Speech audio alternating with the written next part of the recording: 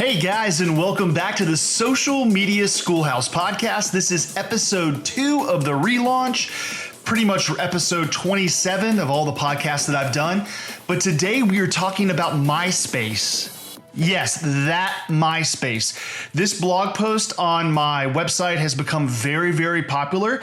People search, it's pretty incredible. People search every day for is MySpace dead or what is MySpace? It's driving a lot of traffic to my blog post that I wrote about how to resurrect MySpace for the modern day Gen Z population. So I thought I'd make a podcast about it and talk a little bit about how maybe we can bring back MySpace to compete with Facebook and to compete with Instagram and to Twitter, things like that. Is it possible?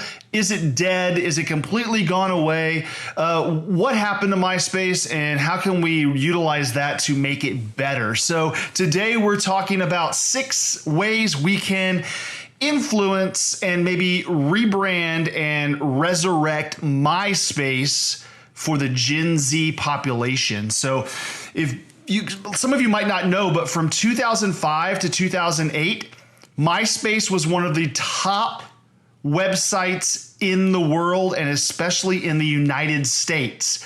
There were 100 million people visiting MySpace each month in the United States. It was the top social media network.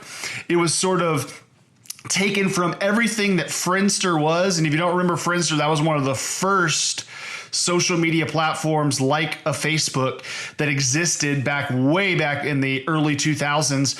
But MySpace was built around making Friendster better. So from 2005 to 2008, it was the largest social media marketing website in the whole entire world. MySpace was on top. It created people and resurrected or built the careers of Dane Cook, Tila Tequila. Better or for worse, those people really built their personal brand on the MySpace platform. A lot of people were on it. A lot of people were selecting their top 8 friends, which is crazy, to be part of MySpace. It was the first sort of really social media website or a platform that really took off in the United States and became very, very popular. If you can believe it, in 2005, MySpace was acquired by News Corporation for $580 million. That was big back then. And in June 2006, it actually surpassed Yahoo and Google to become the most visited website in the United States. But as we all know, or people around my age know, 2 years later, in April 2008, MySpace was overtaken by Facebook by the amount of visitors per month. And in May 2009, Facebook surpassed MySpace in the number of unique US visitors, and the rest is history. A lot of things went wrong with MySpace back then. There was a lot of spam, a lot of just crap on the website. It went from a very simple social media platform to just glowing lights, buzzing icons, emojis everywhere. It almost became impossible to use and got so inundated with people trying to bring their own creativity to the website. There wasn't that much rules. People just really messed it up, and it just became a place of just spam and just craziness and no set, really a aesthetic, as you could say. I mean, Google sort of took that, I think, and really toned down and minimalized the what people really wanted. MySpace sort of took that to the edge, and it was crazy. I mean, like flashing text, moving icons, it was crazy. But in 2008, it was on top.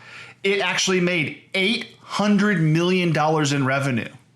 And of course, since then, that 2008 was one of the last years of its glory years.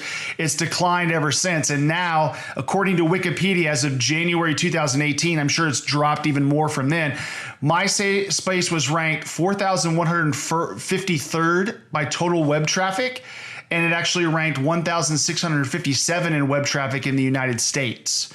And just to give you a comparison, last month in the United States, here were the top 10 websites in case you were curious. Number 1, of course, Google. Number 2, YouTube. And both Google and YouTube actually had over 1 billion visitors over the course of a month. So that's huge. Then number 3, Facebook. Number 4, of course, people shopping on Amazon. Number 5, Twitter, which surprised me a little bit. Number 6, which really surprised me, Yahoo. Number 7 was Instagram. And for all you fans out there, I don't know. Number 8 was Pornhub. Number 9 was Wikipedia. And number 10, which is really gaining traction with Generation Z, was Reddit. And those were close to 100 million views in the top 10. And in 2020, MySpace only had 15 million visitors per month going to the website. But how can we resurrect that? How can we make this almost a Generation Z platform where people are really going to flock back there? Is it possible? I don't know. I don't even know if it's possible, but I have some ideas that maybe could make it a place where we can take the people that are really upset about Facebook, the people that have abandoned Facebook, and go to MySpace. Okay, so number 1, you got to find those Gen Z influencers. Just like TikTok, just like Instagram, if you can find those influencers to gravitate back towards MySpace or put their content on MySpace, you're going to get a lot of eyeballs from Generation Z, a lot of the tweens and teens, maybe going to MySpace to check out what's going on.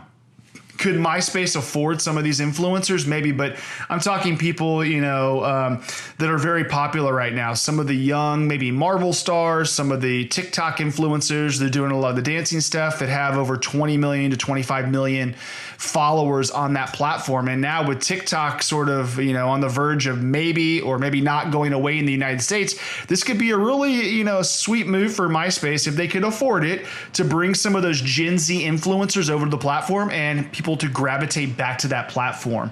I think if you find those players and find those people that might be interested in, putting their stuff on there, someone like Ninja or someone, that really, dances a storm up on TikTok. If you get those people onto MySpace, that could really help and maybe build the platform back up, but who knows?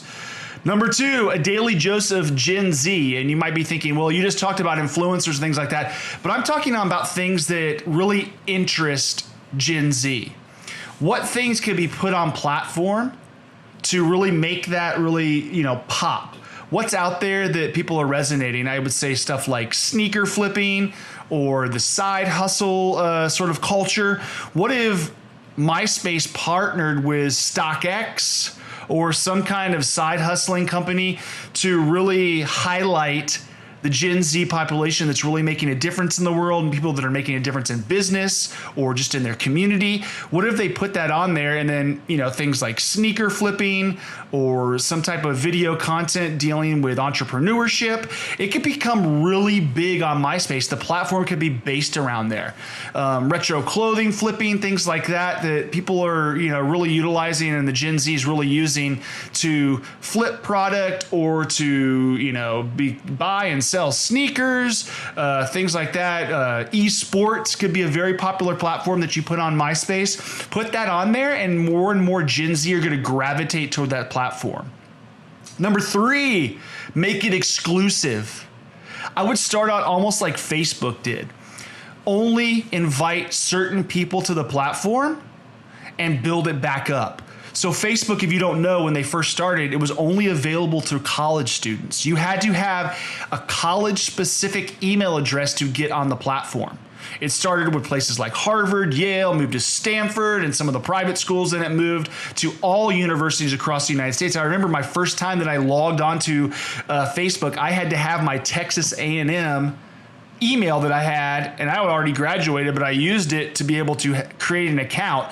So I was one of the first people of my friends to be on that platform, and I used my old college email address to get on Facebook. But what if MySpace used that same type of thing?